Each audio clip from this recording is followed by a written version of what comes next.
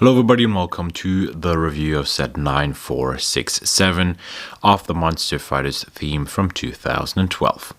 This set retailed for £60, $80 or €80, and it includes 741 pieces, and we have 5 minifigures here. But before I'm going to review them, a short disclaimer that this set is not 100% complete, so we have some minor missing parts and I will point them out as we go along in that review.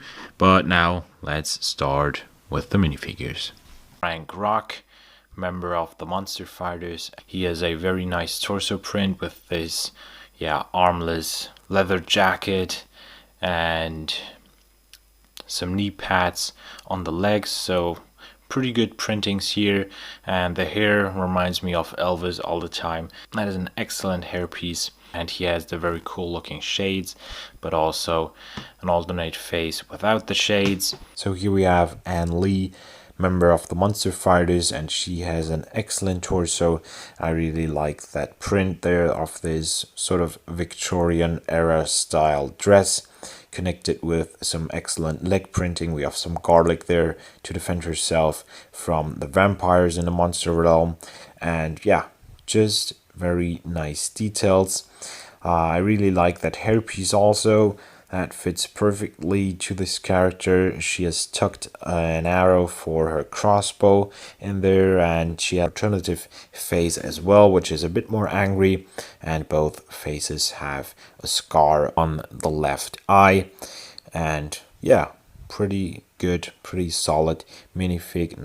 And here we have one of 3 identical ghosts in this set, so not a lot to tell here. We have, white legs, a white torso, and then the ghost part, which goes above that. That was new back then. There is also an older version of that, and that one is, it's just a lot more spookier compared to the old one, because we have the more spooky face, and that's pretty it about this ghost. Of course, it glows in the dark, which looks pretty cool in my opinion. And now moving on to the airplane in this set, which is fantastic in my opinion. I really like those 1910s, 1920s style airplanes, and I think they have captured that design here pretty well. I love the color scheme of dark bluish gray and dark red.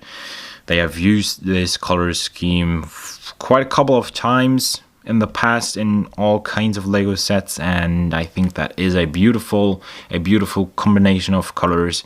Dark red and dark bluish gray just works really, really well together. We have the revolvers as exhaust pipes. Again, we have had that in Major Quinton Steele's car already. We've got the propeller there, and we have, Ann Lee and Frank Rock, of course. Sadly, no second seat for Miss Ann Lee. She just has this light bluish gray chain there to hold on to and, try to catch the moonstone, the ghost moonstone from the train there. And we have those, huge Hoover hoses. Those hoses which are supposed to suck the ghosts into this huge barrel back there. That is how that is supposed to work, I guess. And that is where you can see that there are some parts missing. So back there we have this dome piece and tan piece, and it's missing over there, and we have one missile here and no second there, and no third and no fourth there. So no missile with this plane. So that is it for this plane, really. I would have loved if there would be an action feature, a possibility to actually store the ghosts in here, because that is just not enough space to put a ghost inside. So that would have been really great, but you get the idea of this plane. You get the whole purpose, what this is supposed to represent. And now moving on to the Ghost Train itself. That is the largest vehicle in the entire Monster Fighters theme. But as you can see, it is not a real train. So we have the real train wheels with the engine here, with the locomotive engine. They would run on regular Lego tracks, but I've tried to do that and they run fine on straights. But if you want to use curves, if you want to, well, push it through a curve, that will derail because there's just too much space between the wheels. So that won't work without any modifications. And these other wheels are no train wheels. As you can see, they are these rubber wheels, and that just doesn't work, obviously. You could modify this pretty easily by just replacing those wheels with actual train wheels and, you know, modifying the locomotive itself, but I am fine with that. That is supposed to be a play set, and a Ghost Train doesn't run on regular tracks, at least as I imagine that. And on the other hand, you can modify that pretty easily. The only thing that I think could have been done better here is the second card here. So this card, as you can see, is the same as the last one. So instead of having two copies of that same, two versions of this card, I would have preferred if they would have included a tender here, because that just makes a lot more sense with the locomotive engine there.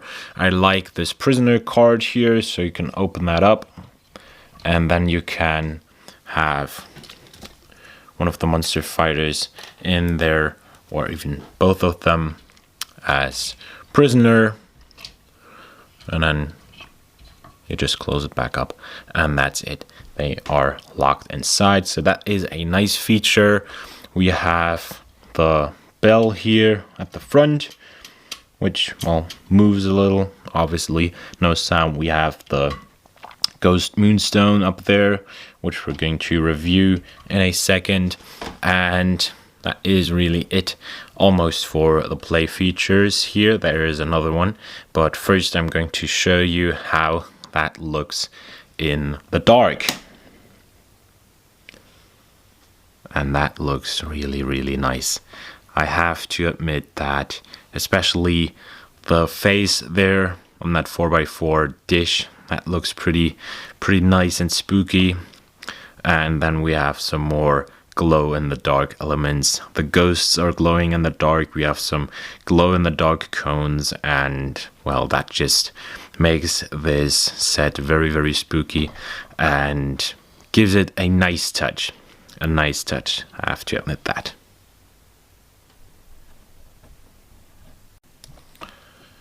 So all in all, I think that is a pretty decent set.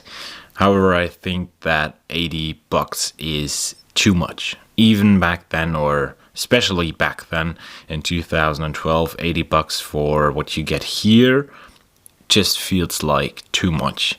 I mean, the train itself, just the train, is at 40 for me, because it's not a real train. It looks nice, but it's around, well, let's calculate this. 20 for the engine, for the steam engine itself, then somewhere between 5 and 10 for each of the small cars,